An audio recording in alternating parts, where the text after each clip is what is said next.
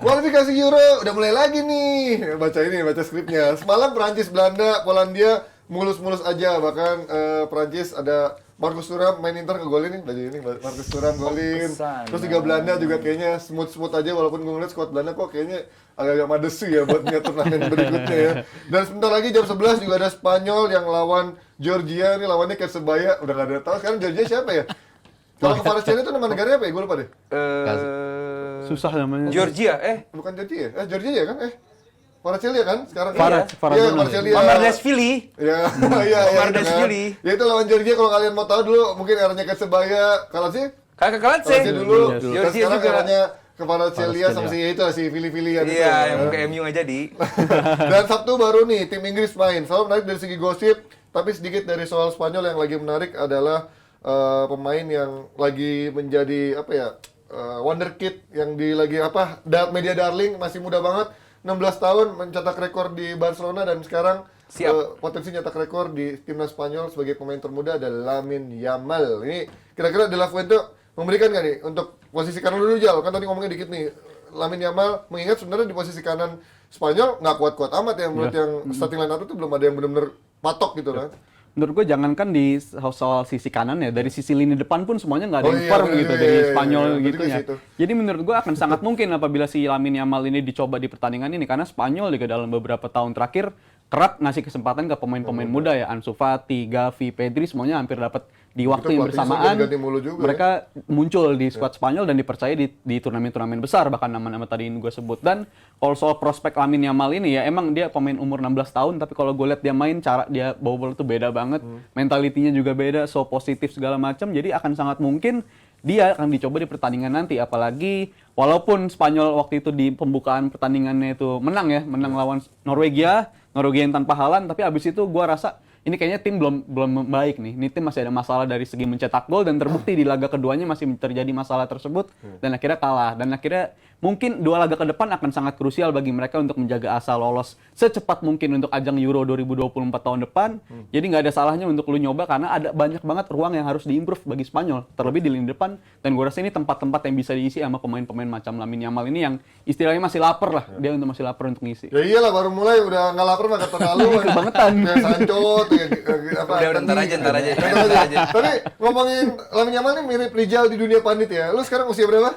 23. Mungkin dia menjadi pandit termuda yang muncul di kanal digital. Lu tinggal mecahin rekor di TV aja, sekali muncul aja minimal. Mecahin rekor gitu ya. Kan orang TV nggak begitu percaya lu umurnya 23 gitu karena lu punya jenggotan kan. Kalau lu jenggot mungkin disangka masih 17 tahun. Umur lagi dikira. Gimana kalau lihat Lamine Yamal, Mas? Ini siapa pesaing-pesaing terkuatnya di timnas Spanyol dan seberapa besar kemungkinan dia untuk menjadi tempat utama sampai nanti menuju Euro?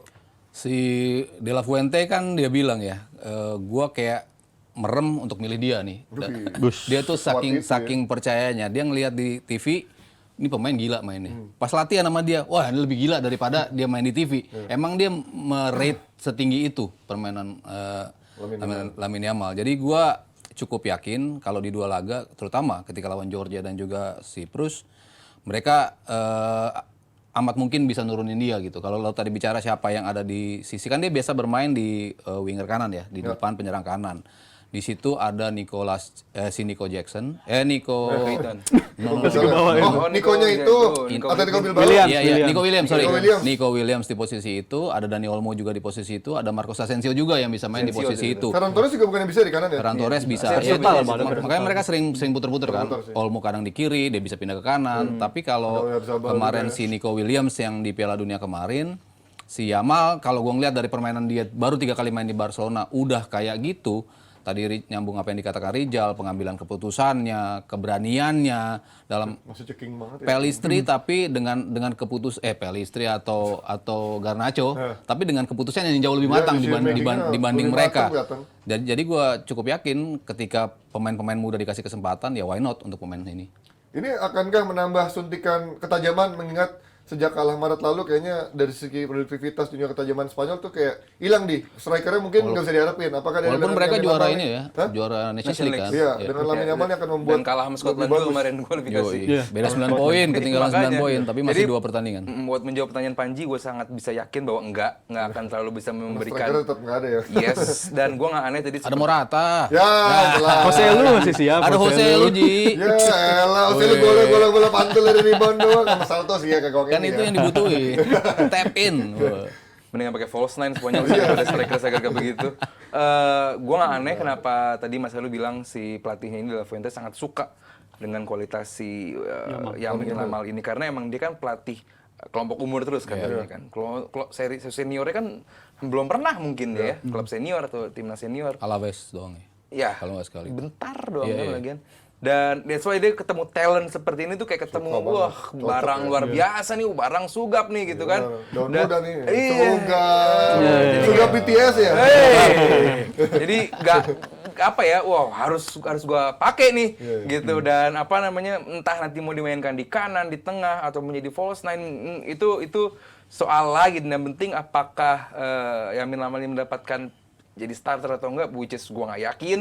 Jadi starter paling dimasuk dari bangku cadangan gitu untuk oh gini timnas senior gitu dan apa namanya dia memberikan visi yang baru juga bahwa di level seperti ini walaupun dengan Spanyol yang seperti itu ya ini adalah sebuah pencapaian luar biasa bagi Yamin karena di Barcelona pun belum setahun dong dia apa namanya konsistensinya gitu kan 6 bulan atau 4 bulan. Baru 3 pertandingan. Enggak, mesti tahun lalu kan dia kan di akhir Beberapa tahun kali lalu kan. diikutin. Bersama siapa? Ezi siapa Abdi. tuh? Iya, Abdi itu. Abdi Sleng, ya. Nah, Sama si Fermin coba. iya. Tapi dibanding Abdi malah lebih cepat ini progresnya Abdi Iya. lama menurut gua. Jadi buat gua luar biasa sekali, cuman gua nggak mau terlalu cepat. Sama kayak kemarin kita bahas soal Evan Ferguson ya, bahwa jangan mau kita terlalu cepat untuk ekspektasi terlalu tinggi. Ini pemain yang sangat amat rentan cedera, gue yakin karena yang tadi Panji bilang masih sangat kurus dan pergerakan dia sangat cepat, jadi pasti bakal menjadi hajar back lawan gitu, apalagi back kayak Siprus, back kayak Scotland gitu. Nggak kena dia disangkat. Kenapa tuh? Pasti begitu. Licin. Kan suga barangnya. Makanya begitu kena baru. Cuman ini Osman Dembele ujung-ujungnya. Nah, takutnya jadi kaki kaca. Cuman kalau secara kualitas, saya tadi dijelasin sama Mas Aryo, ini pemain top notch. Ya kalau kalian berarti yakin Lamine Yamal bakal debut di lawan Georgia atau lawan Siprus nanti, kalau gue yakin di Spanyol nanti dia akan jadi debut di sejak awal karena bego-bego emang Spanyol sekarang. Tapi kalau kalian penasaran bagaimana Lamine Yamal, Aldi mungkin penasaran bagaimana Eddie Nketiah debutnya nih buat timnas Inggris, walaupun lawannya mungkin ya nggak mungkin nggak di pertandingan pertama kali. Tadi Spanyol awalnya juga gitu nggak dibahas. Bagian Inggris baru. Gimana? Peluang Nketiah cuma buat tim hore ngangong-ngangong doang atau menurut lo ada chance buat Southgate nurunin dia di saat Kane mungkin lagi capek gitu? Harusnya satu tim disyaratkan tim intinya gitu. Jarang sih Coba kayaknya. ya. Iya gitu coba karena ya, gue sih nggak mempermasalahkan lini depannya Inggris ya, justru yang gue pengen permasalahkan adalah lini belakangnya. Iya juga ya. Ben White nggak dipanggil, Cody sama Denben nggak cedera juga, terus Trent pulang. Mings cedera. Yang ada sekarang cuman Louis Dang, terus juga Guehi. Mark Guehi, Maguire jangan lupa dong. Maguire yang nggak main di MU juga. Levi Colwill. Dan Colwill ya, Oh, harapannya cuma di Colwill doang gitu, pemain muda yang beringas gitu. Selebihnya kan Ben White nggak dipanggil gitu, yang main di tengah juga bagus, kanan juga bagus. Itu yang bakal menjadi concern gue gitu. Kalau tengah ke depan sih, ya mau Hendo ini main ini juga nggak ada masalah gitu kan. Ini depan juga mau Harry Kane, mau Nketiah tetap aja tajam gitu. Mau pakai Saka, mau pakai Rashford, Grealish, Foden, itu nggak bermasalah. Yang masalah siapa? Apakah Pickford masih menjadi pilihan utama si Southgate apa enggak? Masalahnya ini pelatih malas menggunakan skema tambahan gitu. Timnya itu lagi, timnya itu lagi. Jadi tim dari cadangan itu hanya sekedar untuk adaptasi dengan first teamnya gitu. Padahal tim ini secara kualitas mungkin salah satu yang terbaik di Eropa gitu. Cuman pelatihnya sih gue rasa bahwa pelatihnya gue rasa malas untuk mengganti Saka, malas mengganti Kane, malas mengganti Bellingham, malas mengganti Rice. Ada Calvin Phillips di sana padahal, terus bisa pakai Foden, di Rashford bisa diganti ya nama-nama lain gitu. Chilwell boleh lah. Grealish ada nggak sih? Grealish ada lah ya. Grealish ada. Foden, Grealish Nah ini, bisa di kiri ya. gimana ya, gue sorry nih buat fans MU, buat gue Maguire udah nggak layak di timnas. Oh setuju. Gitu. Nggak perlu sorry, kita berterima kasih. Fine. Iya, karena hal yang berbeda kalau timnas di Still mas, timnas itu adalah perwakilan performa lu di timnas sih. Betul. Kalau liganya bagus, nggak timnasnya selalu. bagus. Henderson Pelatih tuh dipanggil. selalu punya exceptional player yang selalu dipanggil. Tapi ini apapun. kebanyakan mas maksud gua. Ya, Henderson. enggak, maksudnya kalau kasus Maguire ya. Oh, iya. Kalau kasus Maguire. Kalau Henderson Jadi layak timnas Maguire buat lu? masih tetap layak gue bilang. Kalau kita bicara di Inggris, siapa yang bisa lebih bagus dari dia? Di Inggris ya. Banyak Di timnas Inggris yang udah dibuktiin di timnas Ben Inggris. White, kayak Colwill, Karena di belum timnas. dikasih kesempatan Iya, itu. karena Masalahnya. Maguire beda Tapi kan lagi. ketika dia main bagus nggak? Ya Biasa karena aja. punya tandem John Stones yang bagus. Kadang ya, Sekarang Stones-nya nggak ada. Ada Walker. Beberapa tahun terakhir yang dicoba Mings di Karena posisi yang dicoba, Maguire, habis iya. itu Tomori, tapi nama-nama itu belum layak untuk bisa Karena diisi iya, juga karena sebenarnya. Southgate ini enggan untuk sadar bahwa masih banyak kalau yang bagus dari Maguire, yang lebih mahal banyak gitu Nah, kan. Yang itu deh, kalau ya kita bicara pencapaian lah. Kita bicara Piala Dunia, Piala Eropa, Piala Dunia kemarin Setuju. lawan Prancis. Tapi kan dia ngedrop Kan mas. bagus Maksud juga. gua. Nah, ini kan masuk ke 2024 mas. Ya, I know, tapi kan ini kapan lagi dibuktiin ya? Kalau dia memang dipanggil dan dia tampil buruk di timnas, kan dia nggak jelek dipanggil di timnas.